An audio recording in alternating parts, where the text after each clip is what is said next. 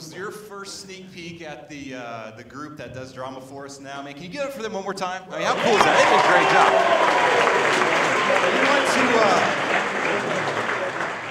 job. We want to invite you tonight to our worship night, which is at 8:30. They're going to do a couple more sketches for us tonight, all right? So come hang out with us tonight. One more time, can you also welcome the College Days guests that we have, all right? We want to make sure that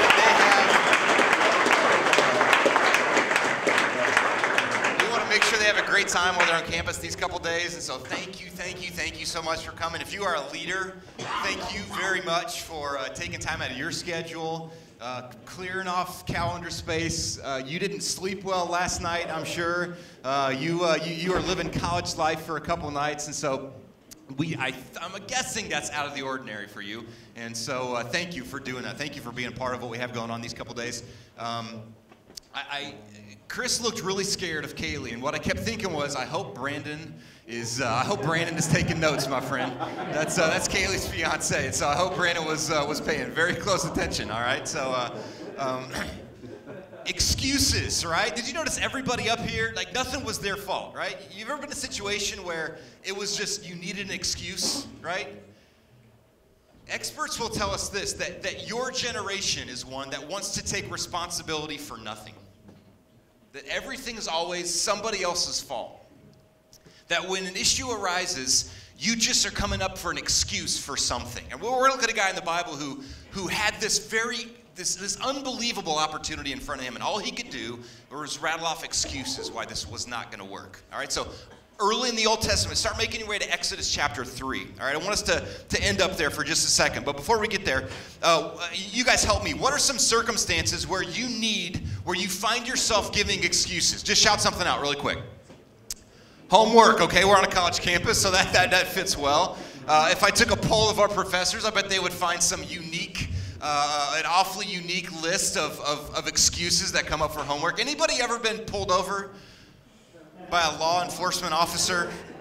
And listen, as they were walking up to your driver's side, be careful. Our president used to be a police officer. Okay, so as they were walking up to your windshield, what's going through your mind, right? Like, okay, surely there's got to be an excuse for something, right?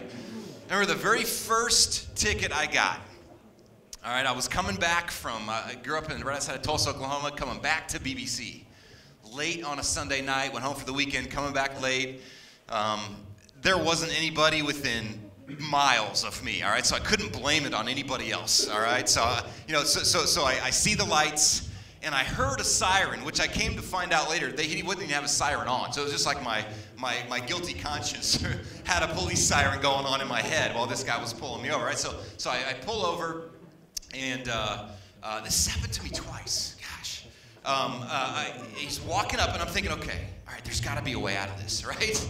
You ever been in circumstances like that? Like, I didn't just want to say, okay, I did it. Yes, you got me. I will take whatever you hand to me on that piece of paper, and I'm going to take it because it's on me. I wanted to come up with excuses. And there were a handful of questions I didn't want him to ask me, okay? Both scenarios, this has happened to me. It happened to me last year. I was coming back I had a chance to speak at a church in Wichita. I got pulled over coming back, trying to make my way to High Street for an event that night. Got pulled over, just wasn't paying attention both times. Just wasn't paying attention. There you go. I just made an excuse, all right in front of all of you. And so I didn't want him to ask me a few questions, right? And one of them was, so where are you headed? Or, where are you coming from? So where are you coming from? I get, oh man, I was at I'm coming from church. Is that, I had to pull my Bible out, or you sit on the dashboard real quick, and yeah, I wanted to come up with the guy that pulled me over on the way back to school. Where are you headed? I go to college in Springfield, so I'm going back. Oh, where do you go to college? I'm like, oh no, that's like the only question I didn't want you to ask me, right? I go to CBC. I didn't say that. I said I go to Baptist Bible College, and I just, I got into that mode of excuse. Just give me an excuse as to why I got to get out of this circumstance somehow. I default to excuses, and we do that sometimes, don't we?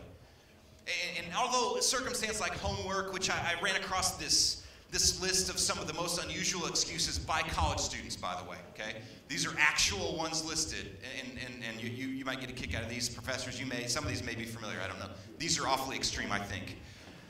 This was one that was actually documented, and I think it was actually a legit thing because this student's parents worked for a government organization somehow, some way, but the homework excuse was this: I didn't get my homework done because my homework got confiscated by the Libyan police.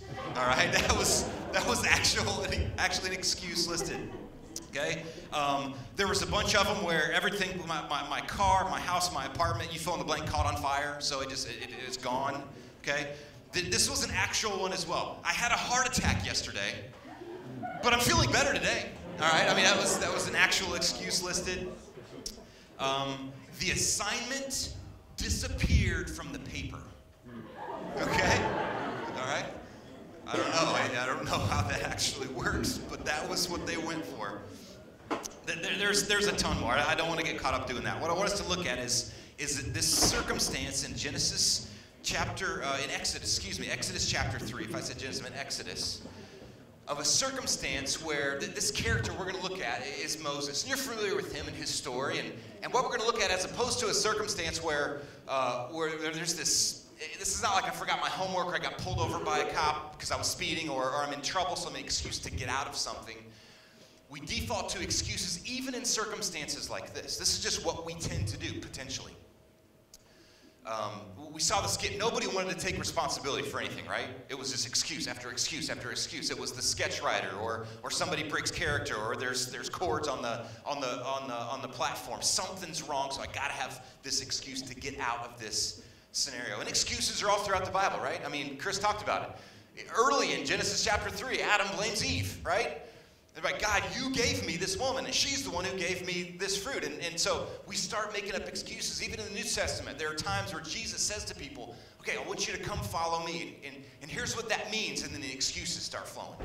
Luke chapter 14, Luke chapter 9 are two cases, two circumstances where people just say, okay, Jesus wants them to follow, but there are all these excuses why they can't do it. So even in a circumstance like that, we can come up with excuses. We can come up with reasons why something won't work. And Moses does this exact same thing. We can feel what this is like. Real quick, let me read you just a little bit about how we end up in Exodus chapter 3 and what we're looking at as this story begins to unfold. This is a unique time in Moses, in his nation's history, all right? There are more than 1 million Hebrew slaves are in Egypt, and what happens is the Pharaoh starts to see all these Hebrew slaves, right? And he's using them as slaves, but they keep having kids, and there begins more of them, and there's more of them, and there's more of them. And he starts thinking, okay, if there becomes more of them than of us, then we got a problem. They're all of a sudden going to think, we don't really want to be slaves anymore. And if they outnumber us, then this is bad news for us. So the extreme length that he goes to is to say, okay, now, every male child that's born, kill that male child. That's the link that he goes to say this isn't going to happen. All right, so we have to stop this somehow. Okay, so the issue is this, though. The Hebrews, the women, the mothers feared God more than they feared the Pharaoh, so they started protecting their kids.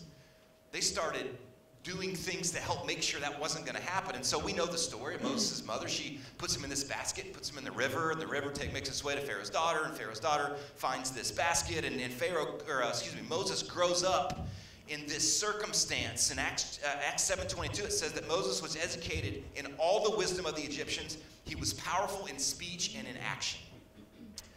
He was highly educated. He had the best money he could buy. He had everything he could ever ask for. Not the life that he thought he was going to have, but this is God's plan for his life. And I guess that's what I want us to think through when we think about this, God's plan for your life. And excuses we tend to come up with why we can't really give him everything. And this is unique when we see what Moses' response to this stuff is. So we know one day Moses sees this Hebrew slave being beaten by this Egyptian soldier. He goes to bat for him. He ends up killing the soldier. Moses has to flee. All right, he has to run away. Fast forward to the story, right? So a few hundred miles away, this town called Midian, he's working for this guy in a tent in a wilderness. And then he has this experience with God. And we see it in Exodus chapter 3. verse number 2 through 4, we hear the story often, a story of the burning bush, and that's this scenario. All right, so God tells Moses he wants him to lead his people out of 400 years worth of slavery.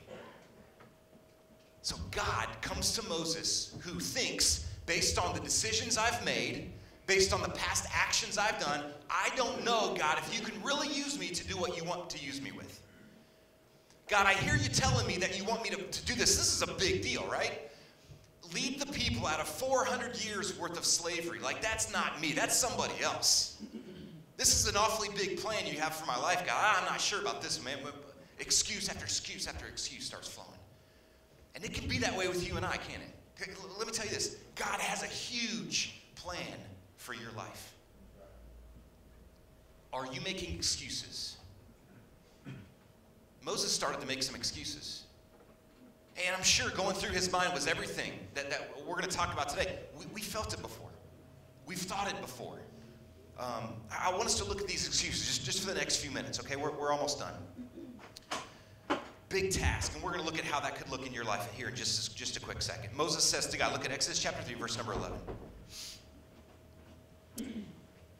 Well, check out verse number 10. Come now, therefore, and I will send thee unto Pharaoh, that thou mayest bring forth my people, the children of Israel, out of Egypt. I want you to go to Pharaoh, lead everybody out of bondage. You're going to be the leader that takes everybody out of slavery. And Moses said unto God, who am I, that I should go unto Pharaoh, that I should bring forth the children of Israel out of Egypt? Who am I? Whoa, God, time out. I'm not going to be the one. I can't be the one that does this. Okay? He started thinking about this. Surely it's got to be somebody else, right? He starts thinking about his ability, his tenacity for it, his purpose in it. How is this supposed to work? I can't do that. God, I can't do that. Who am I? Why in the world would they listen to me? Why would they listen to me? Who am I? I can't do this. And that's part of the problem. You see, God has this big plan for you. It says it all over the Bible. It says it in Jeremiah 29:11. I know the thoughts I have for you. I know the plans I have for you. They're good. They're expected in. They're hopeful. It talks about it in Ephesians 2. It talks about it in Philippians 1. All of these things say that God's handiwork is all over your life and that he's beginning a good work in you and he's going to perform it until the day of Jesus. God is at work in your life and he wants big things for you, but sometimes we can be just like Moses and we can start rattling off excuses. Okay, God, you might want to do something big in my life, but why would anybody listen to me? That's exactly what Moses does. He starts rattling off excuses, and the first one was that. Whoa, me? No, it's not me. That's somebody else. You want somebody else who can do stuff way better than I can. God, I can't do this. Why would anybody listen to me? And he says this in verse number 12, and he said, certainly I will be with thee. That's an important thing for you to get, right?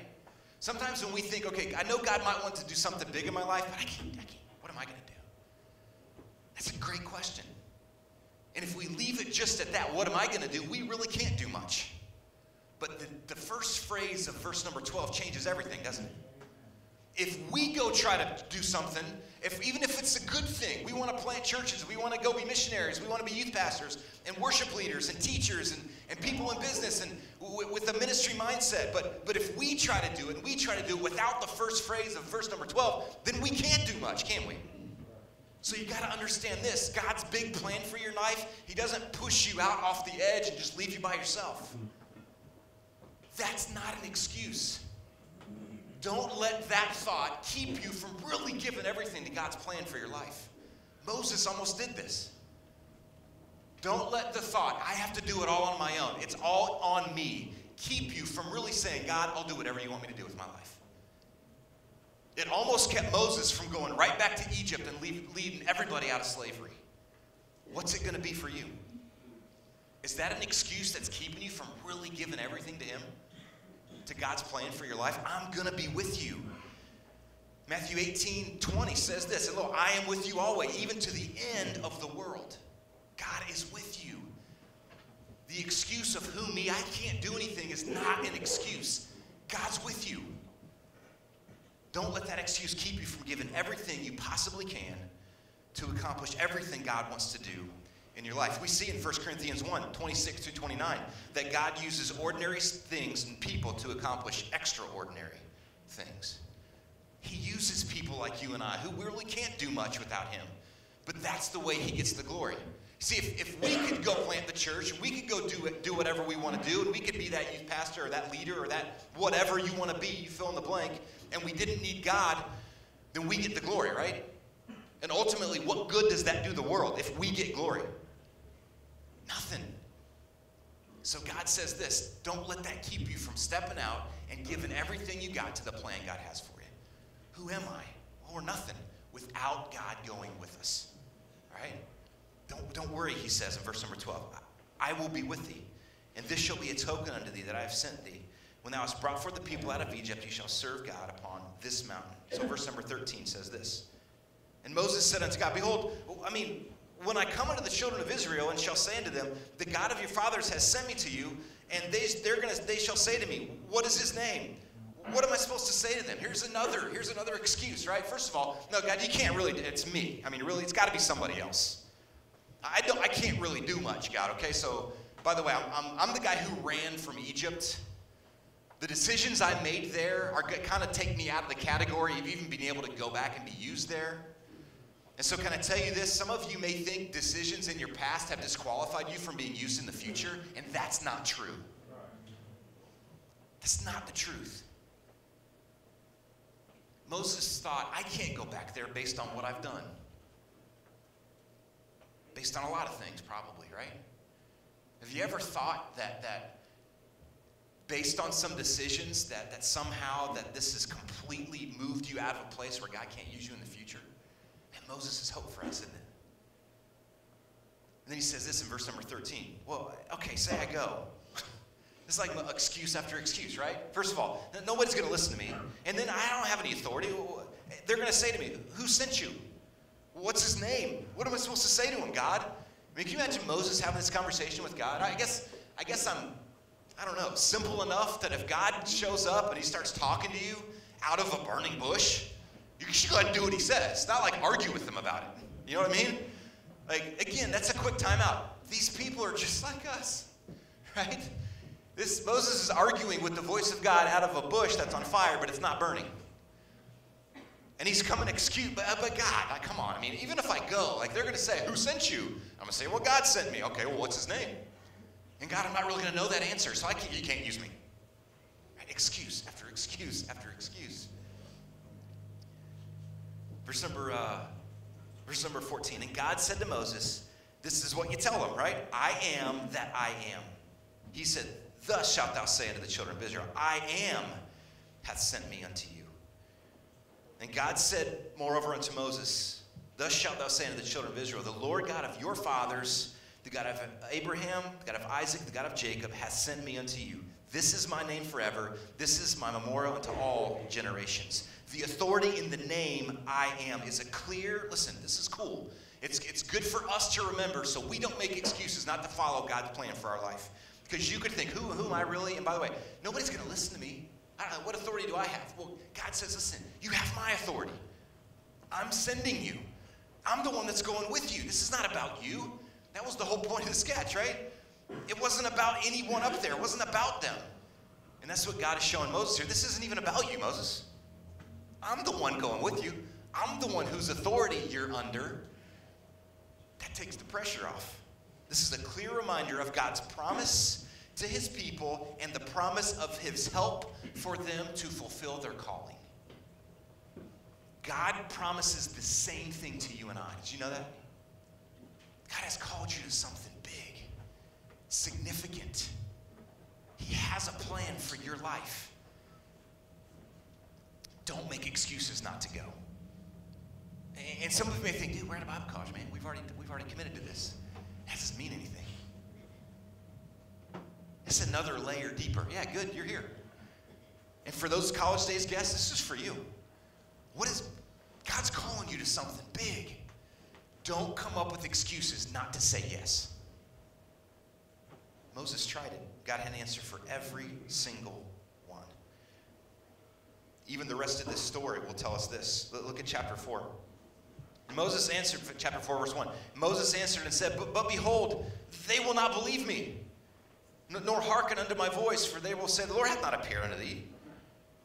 And the Lord said unto him, what is that in my hand? And we see this story play out over the next couple of verses, and Moses begins to question his ability. He begins to question what I can do to accomplish this task. And again, God proves to him, this is not about you and what you can do. It's about what I can do through you. So don't come up with an excuse to not follow God's plan for your life. Verse number 10 even. Again, this conversation continues. Chapter 4, verse 10. And Moses says unto the Lord, O my Lord, I am not eloquent, neither heretofore nor since thou hast spoken unto thy servant, but I'm slow of speech and of a slow tongue. I can't speak well. I'm supposed to go lead these people, man. I can't even say the right words. You ever had these thoughts? Okay, God, I know you might want to do something big with me, but me, really? I don't know much, and I can't even say the right things all the time. And we start listing these things of why we can't do, why we can't do, why we can't do, and everything begins to focus on us. And the whole time, God's answer to every excuse Moses may come up with is, this is not about you, it's about me. I'm going with you. I'm your authority. I'm going to be your voice. I'm going to be with you. Yahweh, I am, is going to be with you, the creator and sustainer, and he never changes, and he can do anything, and that's the authority that you're under when you step into God's plan for your life.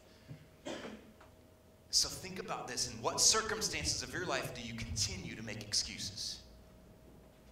And finally, even in chapter 4, verse number 13, he says this. And he said, Oh, my Lord, I send, I pray thee, by the hand of him who thou wilt send. Send somebody else, in other words. Just send somebody else. I can't do it.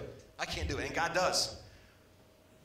To be the voice of it. And the anger of the Lord was kindled against Moses, and he said, Is not Aaron the Levite thy brother? I know that he can speak well. And also, behold, he cometh forth to meet thee. When he seeth thee, he will be glad in his heart. He's going to speak for you. But Moses, you still have the responsibility.